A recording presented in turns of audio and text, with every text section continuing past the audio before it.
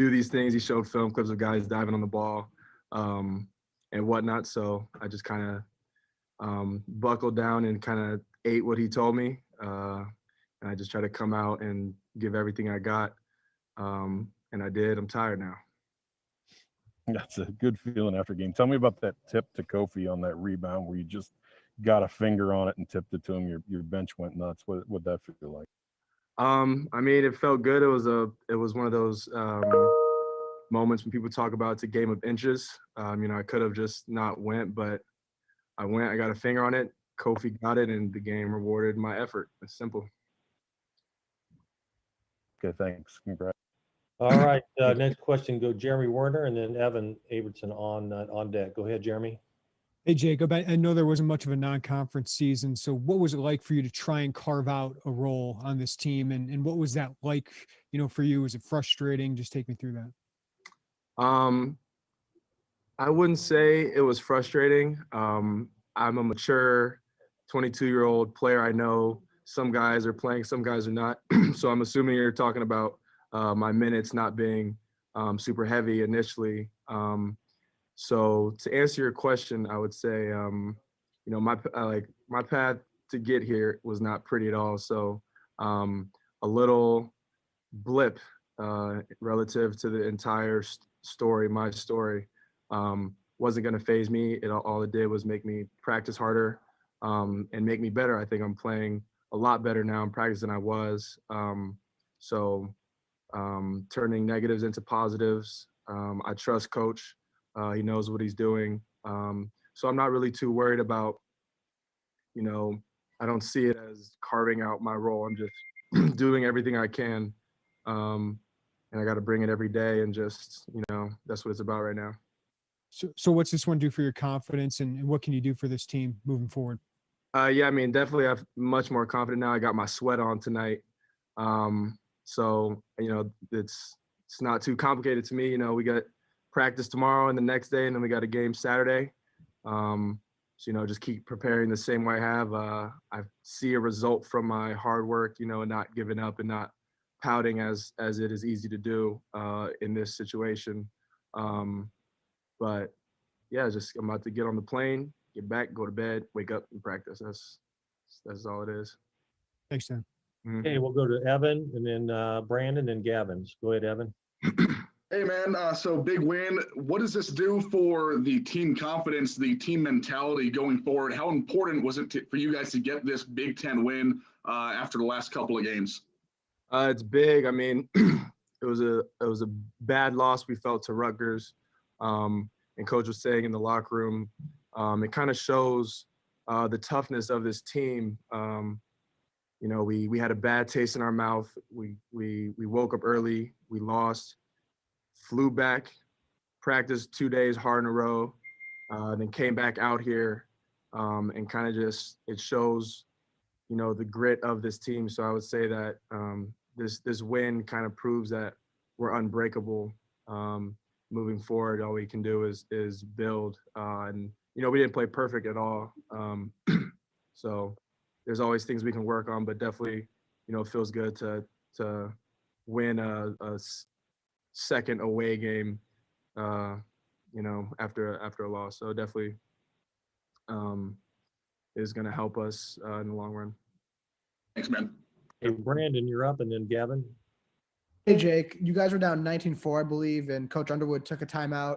What was his message to you guys during that timeout? Same thing he'd been preaching at practice. It's all about effort plays and just wanting it and giving it your all is and should be fun. And we kind of were just asleep in the beginning. Games start like that sometimes. But I think everybody took his message. Just play hard. There's no reason not to. Thanks, Jake. Hey, Gavin, you're up. Jim Matson on deck. Hey, Jake. In the 3 games you guys have lost, you've been out rebounded every time. Had an 11 rebound edge on Penn State tonight. Seemed like you guys were winning more of the 50-50 balls. Was that something that had also been a point of emphasis when Coach had talked about that effort? Yeah, I don't think it was specifically rebounding or specifically one thing. It was more just a general overall effort and how the game rewards effort. It wasn't too specific, but he was right. Thanks. Okay, Jim Matson, go ahead, and Matt Stevens on deck. Go ahead. Hey, Jake, great game. You mentioned Coach kind of maybe called you out. Did he call the whole team out? I mean, even tonight you scored 98 points, but does the identity of this team have to be toughness and defense? Was that kind of the message he tried to send to you going into this game? Yeah, I think I understand your question. Can you repeat your question? Well, I mean tonight you scored 98 points, and we're going to show some highlights of offense, but doesn't the identity of this team have to be defense and toughness for you to be special? Is that kind of what Coach is preaching? Absolutely. That's, Coach kind of talks about guys that represent him in the past, just talking about, what he wants and sees his team to be. And that is exactly what you said, being tough as nails and playing defense. And, you like the corny saying, you win games with offense, but championships with defense. And that is 100% our goal is to win championships. Hey, can I ask you real quick about a Christmas without family, without going home? What will that be like the next couple days? This year, I mean, kind of taking Christmas off, I personally haven't had like a family Christmas in a couple of years, so it's not too like sad or anything. I mean, we're a bunch of dudes in the trenches with each other, and no better Christmas present than preparing for a win. Merry Christmas. Thank you. Yeah. Okay, we'll go Scott Ritchie and then Matt Stevens. Go ahead, Scott.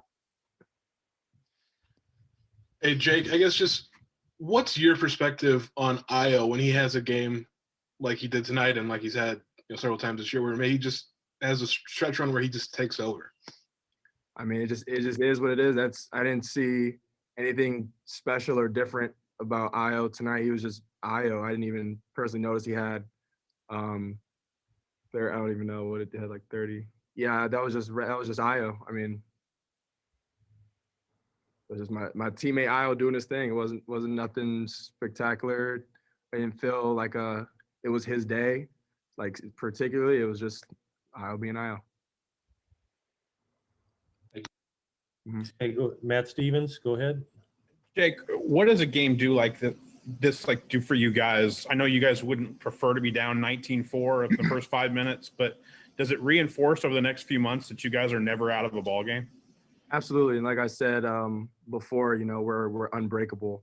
I could talk from the last 3 games, our whole trip, and how it was tough and make an excuse for why we could have lost or why this and that, but it's not even about that. It's just about moving on to the next thing and doing everything you can in the moment. And like I said, it just proves that we can overcome something in a game of basketball, which is a game of runs and a game of throwing punches back and forth. We can withstand being down 15 off the rip and then come back and win by almost 20. Thanks, Jake. Yep. All right, Joey Wagner, go ahead. Hey, Jake, can you kind of walk me through what it does for you guys when you're getting those effort plays, those tip-ins or the offensive rebounds, or you're diving on the floor? I mean, can you, I guess, quantify the spark that it gives you guys? Yeah, I can try. I mean, it's contagious. If you look over after a play, I promise you our entire bench is standing up. And I promise you everyone on the court, is yelling and flexing and showing their teeth. And, it's contagious. I don't think there's a number to quantify it, but I think that, the effect, the ripple effect of it is exponential. I mean, I came in, I made one effort play, and then someone else made effort play, then I made another effort play, and then we just took over and got the ball rolling. Thank you. Yep. All right, any final questions for Jake? All right, thanks, Jacob. Thank you. Congrats. Mute and stop video. You can just mute it. All right, Thanks. Merry Christmas, everybody. Merry Christmas. All right, so to add on to the qualifier notes here, so the 98 points in a road regulation Big Ten game, it's the most since a 103-87 win at Indiana in 1971.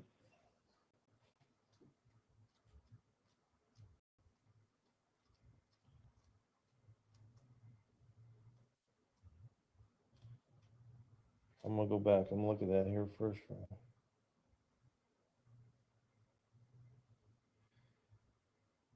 It's the final game of the season in 1971, 103-87 over Indiana, 1971 on March 13th. Regulation Big Ten road game.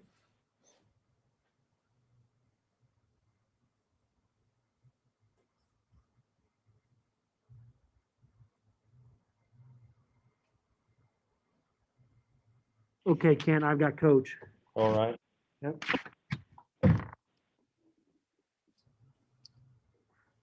All right, Coach, we're ready when you are. Opening statement, then we'll open for questions.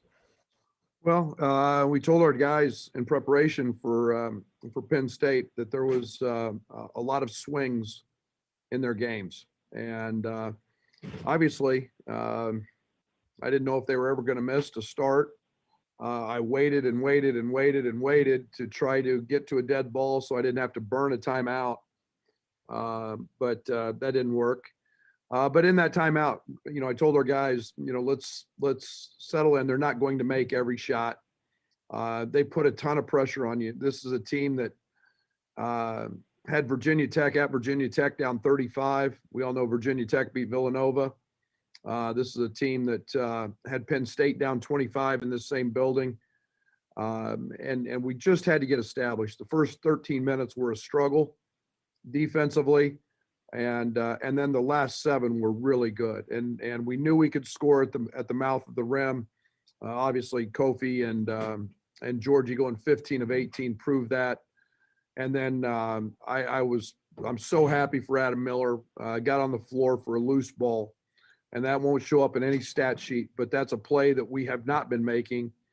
And he made that and it turned into a big play. Jacob Granderson off the bench.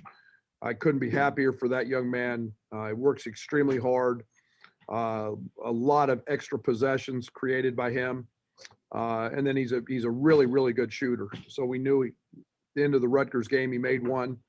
And then I thought Georgie was outstanding in his minutes tonight. So very nice night for our bench. Very nice night for Curbelo with 8 assists. And he stayed out of foul trouble. So all in all, we did what we had to do to get a road win, and it was nice to withstand something, not cave in, not quit, and just stay the course and found a way to pull away. Okay, we'll start off with Robert Rosenthal, followed with Jeremy, and then Jim Matson. Go ahead, Robert. Yeah, Coach, I want to go back to that timeout. 19-4 before that timeout, 94-62 after it. And it seems like it was a little more than they stopped making shots. They were continuing to hit jumpers, but you came back. So talk me through that comeback. Well, again, I told them in the timeout, they're not going to make them all. But the one thing that they did was that they spaced us out, and we knew that they were going to try to pull Kofi away from the rim, and they could do that with a couple of their bigs, and Harar's very good in dribble handoff actions, and then Buttrick is a very good three-point shooter. So we expected that coming in, but we got clipped on screens, and then they started driving us, and all of a sudden it's going from garden shoe tops to layups at the rim. And Jones is a terrific player. He's a guy that once he hits one can really get going. He hit a couple over the top of Trent and it got going. And then Brockington is a much improved player in terms of being able to shoot the ball, and he had a great first half. So it was just a matter of settling in, and I thought we did that the last 7 minutes, Robert. And then I wanted to ask about the very end with Io and the little dust up and the 2 technicals. What did you see? What did you say to him? I'll be honest, I didn't see him come in the first time. It's not what we're about. And again, it's the emotion of a game. And we all know that Io's a young man that is first class, and and yet he felt like he was standing up for a teammate, and I didn't see it. But again, there's always lessons to learn, and that was unfortunate with 27 seconds left. We couldn't just get out of there. Thanks. All right, Jim Matson, Derek Piper on deck. Hey, Brad, Jacob Granderson, you mentioned him. You've talked about, him developing a role. What did this game mean for him? What'd you get out of him? Well, everything. We know he's a very good offensive player. He's a very good shooter. His hustle plays, his energy, whether it's calling the timeout, one of the big plays was missed free throw, getting an offensive rebound. And that's just execution of a free throw play we run. And again, it was an effort defensively where he was much better. He was good. And I'm excited. I'm like I said, Jacob's a good player. We need him. And hopefully this will springboard him out of his slow start. He said you challenged him to make those toughness plays. Have you seen that out of him before in practice or? But like with everybody else, Jeremy, on an inconsistent basis. And he's a terrific rebounder. He's a high motor guy. And, he uses quickness instead of strength. And tonight he did that. And, you don't block him out and hit him. I mean, he's got that ability to go grab rebounds and got some big ones tonight. Thanks, Brad. Sorry, Jeremy, I didn't mean to jump over you. Jim Matson and then Derek Piper. Brad, real quick, will there be any ramification of an ejection for IO going forward to the next game? Do you know? I don't know. I don't know. The official told me that there are no issues with there wasn't a fight. So I'll have to double check with it. The 98 points tonight, I think Ken said it's the most in a Big Ten game in 49 years on the road. I mean, I'm sure Penn State's saying, hey, we're up 15, but Illinois can score. I mean, talk about having the team with the firepower you have to come back. Well, we do. We're good offensively, and we have been good offensively. It's not going to, more than likely it won't stay, as the grind gets going. It was amazing. We were talking as a staff today. I think there's 4 of the top 10 scores in the country are the Big Ten. And, what happened to the big slugfest, all Big Ten? It's fast tempo and guys playing fast, but it's really good players. Iowa's the best guard in the country. Garza is the best big in the country. You've got Harper turning into one of the best forwards in the country. It's an old league. Guys are experienced. They've taken a million shots, and you make a mistake and they hurt you. So it's nice to have that, and we got it from a lot of different areas tonight, and it was good to see. Thank you. Hey, Derek Piper, Scott Ritchie on deck. Go ahead, Derek. Hey, Coach, you guys are now, to piggyback off of that, you're now 5th in the country in offensive efficiency. Oklahoma State, you were number 1 overall. I know you didn't have that same size when you're at Oklahoma State, but do you see any parallels, and what do you think is the ceiling for this team at that end? Yeah, I don't know. I guess I don't look at – I look at where we can improve. And I think that, we missed so many free throws early in the year. It's not always going to be this easy. It's not going to be, it'll get challenging on Saturday. But I think we've got guys who can make shots. I think this is a part of what you see from great passing teams. My Oklahoma State team was a very good passing team, Juwan Evans especially. And then I had 5 who could really pass. So, we could run a lot of offense through that. And this team does that. And, you had Io and Adam and Trent and Curbelo. DeMonte Williams is an elite passer. Georgie's a very good passer. And now all of a sudden, offense can get a little easier when you can pass the ball. Thanks, Coach. Okay, we got Scott Ritchie. Go ahead. Brad, if Jake can give you this type of performance maybe more consistently, how does that change maybe what you're able to do as a team when you've got that coming? Well, again, you know me, I'm always looking for production off the bench, and he gives us that, and has the ability to give us that. And, he shoots it at a very high clip, and he can play a couple of spots. He can play some small ball 4, and yet we can play DeMonte and him, or we could play Georgie and Kofi together and play him at the 3 some. So he knows both of those spots because he can play offensively both of those. So he gives us, a lot of choices coming off the bench with subbing him in and at different spots. And then with Andre, I mean, he had maybe that one pass where he didn't look entirely thrilled, but are those moments becoming fewer, maybe just as the season progresses? Yeah, I got to learn to live with a little bit of that. He sees things. I saw what he was looking at, and I knew it was going to be a turnover because he just didn't see the guy. It was the right play, which he makes most of the time. But you think about he just got 8 assists on a night when they tried to not help off of him. And I mean, they tried to make him go finish. He's a better finisher than what he showed tonight. But, guy finds 8 assists and their game plan was to not help off of him, make him a finisher. And pretty gifted that way. Okay, Brandon Simberg and then Joey Wagner. Go ahead, Brandon. Hey, Brad. Defensively, you guys have allowed over 80 points in the last 2 games. What do you guys need to do to improve on that end? I don't know. You want me to start walking it up, playing less possessions? I mean, that's a question that that doesn't really have an answer. I mean, we're one of the elite teams in college basketball in transition and playing with pace. We've been averaging in league play, I don't know what the number was tonight, 34 points a game in under 7 seconds, 33, I think, going into tonight. And I'm sure that number's up. So, we got to make things more difficult. I'm not worried about the number of points they score. I'm more worried about the challenge of the shot than I am and the mistakes that we're making. We made, way too many again. And we got to correct that. Okay, Joey Wagner, Matt Stevens on deck. Go ahead, Joey.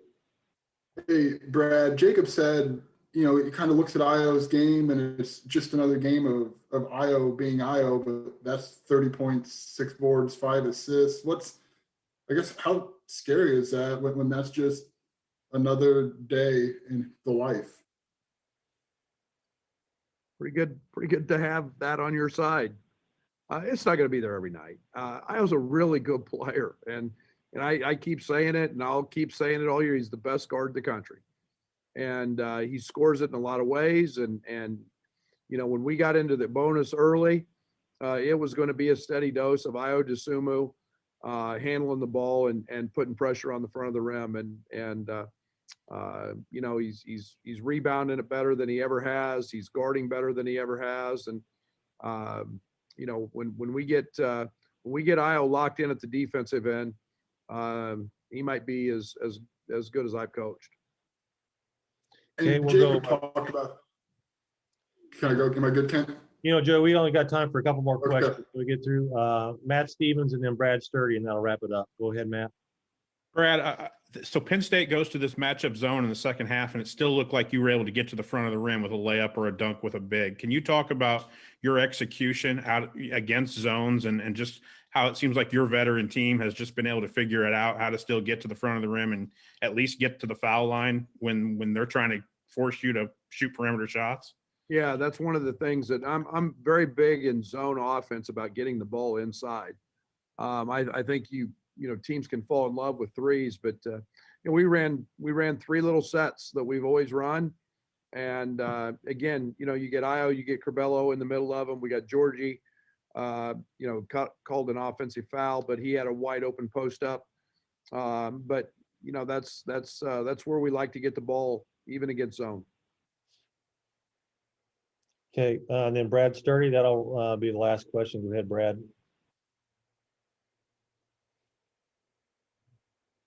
Maybe. Coach, Kofi was dominant inside again. Do you feel like he got more of a, you were talking yesterday about the foul calls and things. You feel like he got more of a fair shake inside tonight? Well, they didn't touch him. I mean, they really didn't. They just, a lot of those were really just, he caught it and they, we wanted to attack their press with him at the back end of it in hard post ups, and they get in a lot of cross matches trying to match up. And early, his first 4, I think, were all just either against the press or in a real quick hit with Hello on layups and with nobody around him. So I'll hold off on that. He didn't get hit tonight, but he was so efficient again. Okay, thank you, Coach. Appreciate it. Merry Christmas. Merry Christmas to everybody. Hope And, everybody's safe and enjoys time with their family. See you on Saturday. All right, I think we have a couple quick Coach. announcements for the group media that are on here. Derek is going to talk a little bit about pregame Indiana. But while we're waiting on that, we do have a game time for January 2nd for the Purdue game at Champaign. That'll be a 5 p.m. Central Time start on the Big Ten Network, 5 p.m. Central Time against Purdue on January 2nd. Go ahead, Derek.